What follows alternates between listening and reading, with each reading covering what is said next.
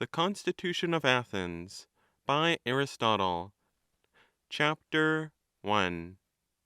They were tried by a court empanelled from among the noble families, and sworn upon the sacrifices. The part of accuser was taken by Myron. They were found guilty of the sacrilege, and their bodies were cast out of their graves, and their race banished for evermore. Moreover, in addition to this, Epimenides the Cretan performed a purification of the city. Chapter 2. After this event, there was contention for a long time between the upper classes and the populace. Not only was the constitution at this time oligarchical in every respect, but the poorer classes, men, women, and children, were the serfs of the rich. They were known as Pelata and also as Hectimari, because they cultivated the lands of the rich at the rent of a sixth part of the produce. The whole country was in the hands of a few persons, and if the tenants failed to pay their rent, they were liable to be haled into slavery, and their children with them. All loans were secured upon the debtor's person, a custom which prevailed until the time of Solon, who was the first to appear as a leader of the people. But the hardest and bitterest part of the constitution in the eyes of the masses was their state of serfdom. At the same time, they were discontented with every other feature of their lot, for, to speak generally, they had no part nor share in anything. Chapter 3. Now, the ancient constitution, as it existed before the time of Draco, was organized as follows. The magistrates were elected according to qualifications of birth and wealth. At first, they governed for life, but subsequently for terms of 10 years. The first magistrates, both in date and in importance, were the king, the polemarch (commander in war), and the archon. The earliest of these offices was that of the king, which existed from ancestral antiquity. To this was added, secondly, the office of polemarch, on account of some of the kings proving feeble in war, for which reason Ion was invited to accept the post on an occasion of pressing need. The last of the three offices was that of the archon, which most authorities state to have come into existence in the time of Medon. Others assign it to the time of Acastus, and adduce as proof the fact that the 9 archons swear to execute their oaths, as in the days of Acastus, which seems to suggest that it was in his reign that the descendants of Codros retired from the kingship in return for the prerogatives conferred upon the archon. Whichever way it be, the difference in date is small. But that it was the last of these magistracies to be created is shown by the fact that the archon has no part in the ancestral sacrifices, as the king and the polemarch have, but only in those of later origin. So it is only at a comparatively late date that the office of archon has become of great importance by successive accretions of power. The Thesmothetae were appointed many years afterwards, when these offices had already become annual, and the object of their creation was that they might publicly record all legal decisions, and act as guardians of them, with a view to executing judgment upon transgressors of the law. Accordingly, their office alone, of those which have been mentioned, was never of more than annual duration. So far then do these magistrates precede all others in point of date. At that time the 9 archons did not all live together. The king occupied the building now known as the Bacoleum, near the Prytaneum, as may be seen from the fact that even to the present day the marriage of the king's wife to Dionysus takes place there. The archon lived in the Prytaneum, the polemarch in the Epiclysium. The latter building was formerly called the Polemarchium, but after Epilikos, during his term of office as polemarch, had rebuilt it and fitted it up, it was called the Epiclysium. The Thesmothetae occupied the Thesmotheteum. In the time of Solon, however, they all came together into the Thesmotheteum. They had power to decide cases finally on their own authority, not, as now, merely to hold a preliminary hearing. Such, then, was the arrangement of the magistracies. The Council of Areopagus had as its constitutionally assigned duty the protection of the laws, but in point of fact it administered the greater and most important part of the government of the state, and inflicted personal punishments and fines summarily upon all who misbehaved themselves. This was the natural consequence of the facts that the archons were elected under qualifications of birth and wealth, and that the Areopagus was composed of those who had served as archons, for which latter reason the membership of the Areopagus is the only office which has continued to be a life magistracy to the present day. Chapter 4. Such was in outline the first constitution.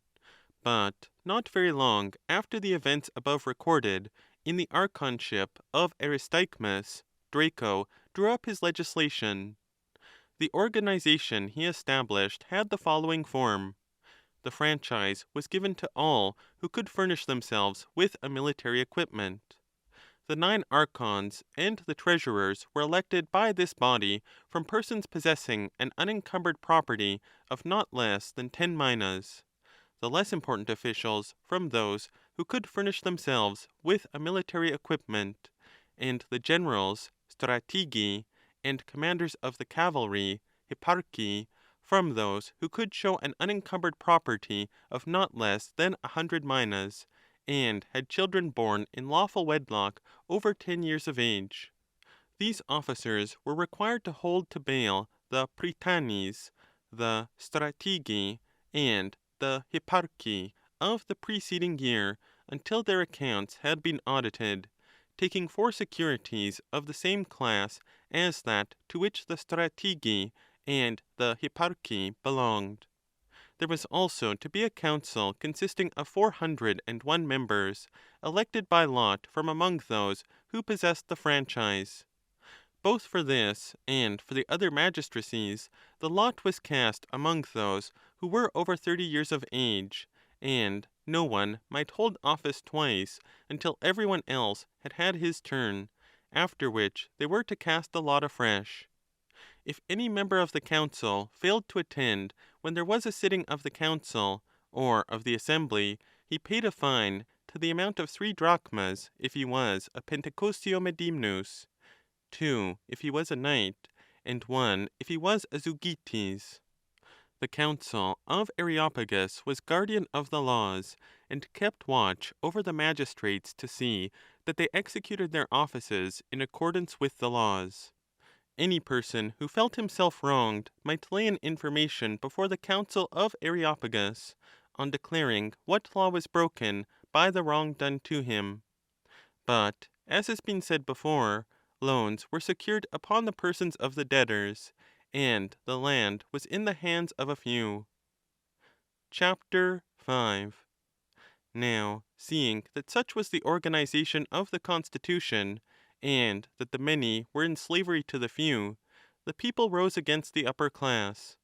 The strife was keen, and for a long time the 2 parties were face to face with one another, till at last, by common consent, they appointed Solon to be mediator and archon, and committed the whole constitution to his hands.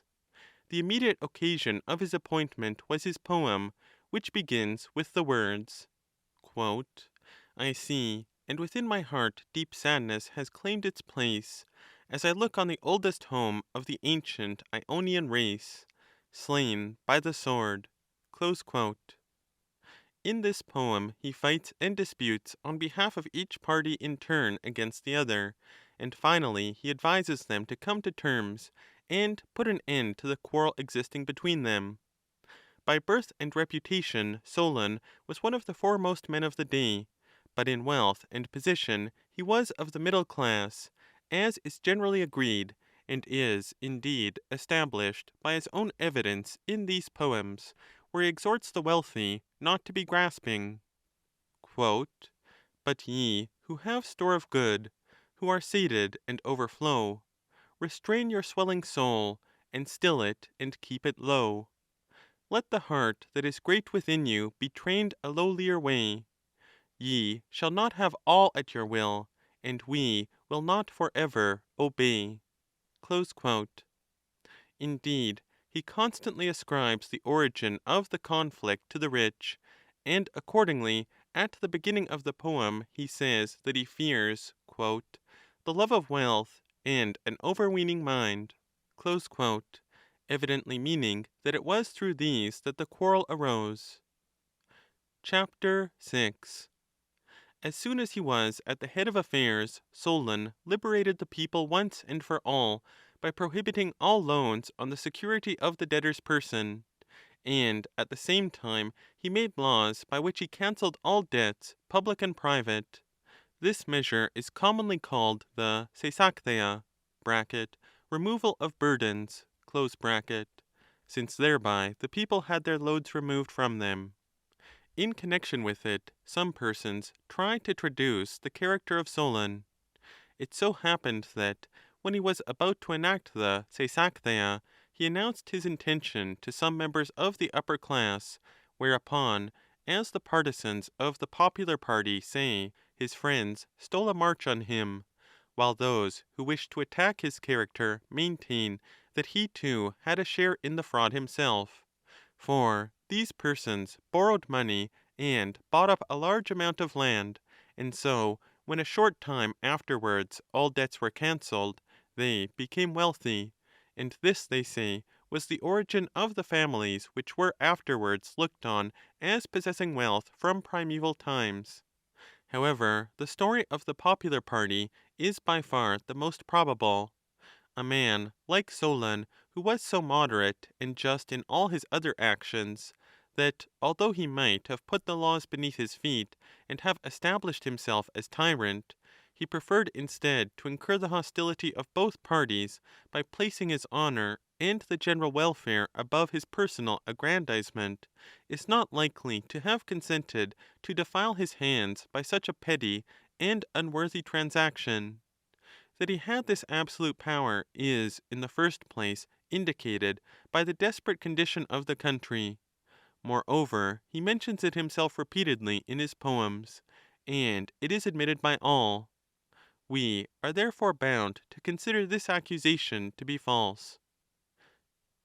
Chapter 7. Next, Solon drew up a constitution and enacted new laws, and the statutes of Draco ceased to be used with the exception of those relating to murder.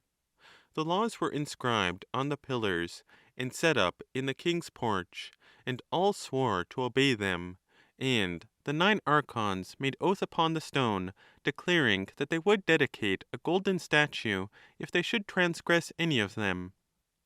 This is the origin of the oath to that effect which they take to the present day. Solon ratified his laws for 100 years, and the following was the fashion in which he organized the constitution. He divided the population according to property into 4 classes, just as it had been divided before, namely, Pentacosio Medimni, knights, Zeugite, and Thetes. The various magistracies, namely, the 9 archons, the treasurers, the commissioners for public contracts, Polite, the 11, and the exchequer clerks, Colacrete, he assigned to the Pentacosio Medimni, the knights, and the Zeugite, giving offices to each class in proportion to the value of their rateable property. To those who ranked among the Thetes he gave nothing but a place in the assembly and in the juries. A man had to rank as a Pentacosio Medimnus if he made from his own land 500 measures, whether liquid or solid. Those ranked as knights who made 300 measures, or, as some say, those who were able to maintain a horse. In support of the latter definition, they adduce the name of the class, which may be supposed to be derived from this fact, and also some votive offerings of early times. For in the Acropolis there is a votive offering, a statue of Diphilos, bearing this inscription, quote, "The son of Diphilos, Anthemian hight, raised from the Thetes, and become a knight, did to the gods this sculptured charger bring, for his promotion a thank offering." Close quote.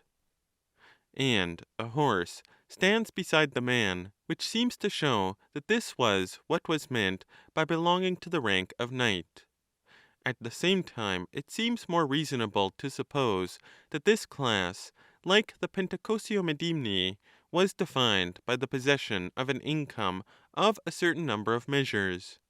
Those ranked as Zugite who made 200 measures, liquid or solid, and the rest ranked as Thetes, and were not eligible for any office.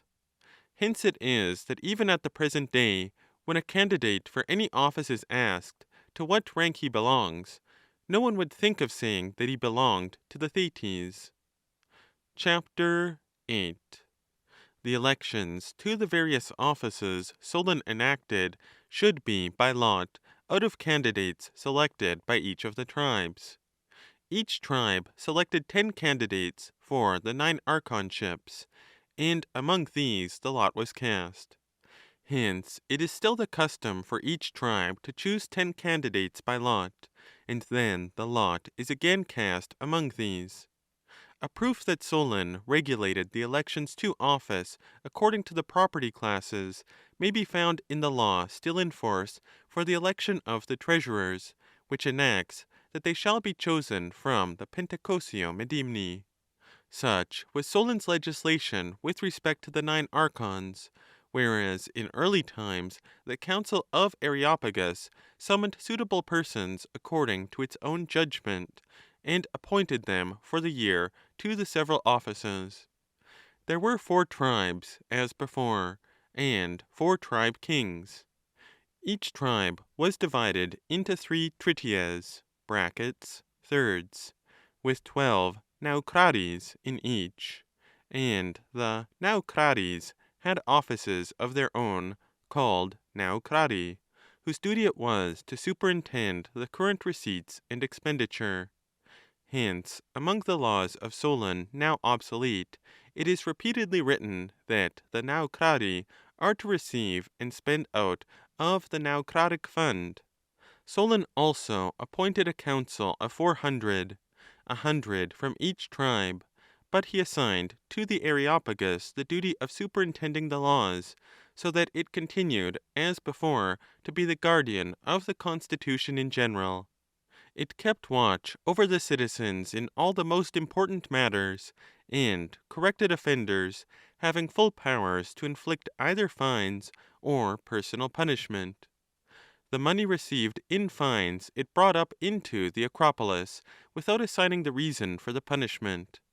It also tried those who conspired for the overthrow of the state, Solon having enacted a process of impeachment to deal with such offenders. Further, since he saw the state often engaged in internal disputes, while many of the citizens, from sheer indifference, waited to see what would turn up, he made a law with express reference to such persons, enacting that any one who, in a time of civil factions, did not take up arms with either party, should lose his rights as a citizen, and cease to have any part in the state. Chapter 9. Such, then, was his legislation concerning the magistrates of the state. There are 3 points in the constitution of Solon which appear to be its most democratic features. First, and most important, the prohibition of loans on the security of the debtor's person. Secondly, the right of every person who so willed to claim redress on behalf of any one to whom wrong was being done. Thirdly, the institution of the appeal to the law courts. And it is by means of this last, they say, that the masses have gained strength most of all, since when the democracy is master of the voting power, it is master of the constitution. Moreover, since the laws were not drawn up in simple and explicit terms, But, like the one concerning inheritances and wards of state, disputes inevitably occurred, and the courts had to decide in every matter, whether public or private. Some persons, in fact, believe that Solon deliberately made the laws indefinite in order that the final decision might be in the hands of the people. This, however, is not at all probable, and the reason, no doubt, was that it was impossible to attain ideal perfection when framing a law in general terms, for we must judge of his intentions, not from the actual results in the present day, but from the general tenor of the rest of his legislation. Chapter 10. These seem to be the democratic features of his laws. But, in addition, before the period of his legislation, he made his abolition of debts, and, after it, his increase in the standards of weights and measures, and of the currency. During his term of office, the measures were made larger than those of Phaedon, and the mina, which previously had a standard of 70 drachmas, was raised to the full 100. The standard coin, in earlier times, was the 2-drachma piece. He also made weights corresponding with the coinage, 63 minas going to the talent, and the odd 3 minas were distributed among the staters and the other values. Chapter 11. When he had completed his organization of the constitution in the manner that has been described, he found himself beset by people coming to him and harassing him concerning his laws, criticizing here and questioning there, till, as he wished neither to alter what he had decided on, nor yet to be an object of ill will to everyone by remaining in Athens, he set off on a journey to Egypt with the combined objects of trade and travel, giving out that he should not return for 10 years. He considered that there was no call for him to expound the laws personally, but that everyone should obey them just as they were written. Moreover, his position at this time was unpleasant. Many members of the upper class had been estranged from him on account of his abolition of debts, and both parties were alienated through their disappointment at the condition of things which he had created. The mass of the people had expected him to make a complete redistribution of all property, and the upper class hoped he would restore everything to its former position, or at any rate make but a small change. He, however, had resisted both classes. He might have made himself a despot by attaching himself to whichever party he chose, but he preferred, though at the cost of incurring the enmity of both, to save the country and establish the best laws that were possible.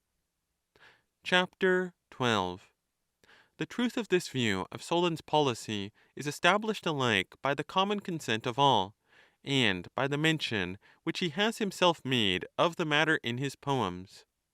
Thus, quote, I gave to the mass of the people such rank as befitted their need. I took not away their honor, and I granted not to their greed. While those who were rich in power, who in wealth were glorious and great, I bethought me that naught should befall them unworthy their splendor and state. So I stood with my shield outstretched, and both were safe in its sight, and I would not that either should triumph, when the triumph was not with right. Close quote. Again, he declares how the mass of the people ought to be treated. Quote, but thus will the people best the voice of their leaders obey, when neither too slack is the rein, nor violence holdeth the sway. For satiety breedeth a child, the presumption that spurns control, when riches too great are poured upon men of unbalanced soul. Close quote. And again, elsewhere, he speaks about the persons who wished to redistribute the land. Quote, so they came in search of plunder, and their cravings knew no bound. Every one among them deeming endless wealth would here be found, and that I with glozing smoothness hid a cruel mind within. Fondly then and vainly dreamt they, now they raise an angry din, and they glare askance in anger, and the light within their eyes burns with hostile flames upon me, yet therein no justice lies. All I promised, fully wrought I, with the gods at hand to cheer, not beyond in folly ventured. Never to my soul was dear with a tyrant's force to govern, nor to see the good and base, side by side in equal portion, share the rich home of our race. Close quote. Once more he speaks of the abolition of debts, and of those who before were in servitude, but were released owing to the Seisachtheia. Quote, Wherefore I freed the racked and tortured crowd from all the evils that beset their lot. Thou, when slow time brings justice in its train, O mighty mother of the Olympian gods, dark earth, thou best canst witness from whose breast I swept the pillars broadcast planted there, and made thee free who hadst been slave of yore. And many a man whom fraud or law had sold, far from his god-built land, an outcast slave, I brought again to Athens. Yea, and some exiles from home through debt's oppressive load, speaking no more the dear Athenian tongue, but wandering far and wide, I brought again, and those that here in vilest slavery crouched neath a master's frown, I set them free. Thus might and right were yoked in harmony, since by the force of law I won my ends, and kept my promise. Equal laws I gave to evil and to good, with even hand drawing straight justice for the lot of each. But had another held the goad as I, one in whose heart was guile and greediness, he had not kept the people back from strife. For had I granted now what pleased the one, then what their foes devised within their hearts, of many a man this state had been bereft. Therefore I showed my might on every side, turning at bay like wolf among the hounds. Close quote. And again he reviles both parties for their grumblings in the times that followed. Quote, Nay, if one must lay blame where blame is due, were it not for me, the people ne'er had set their eyes upon these blessings e'en in dreams, while greater men, the men of wealthier life, should praise me and should court me as their friend. Close quote. For had any other man, he says, received this exalted post, quote, he had not kept the people back, nor ceased till he had robbed the richness of the milk.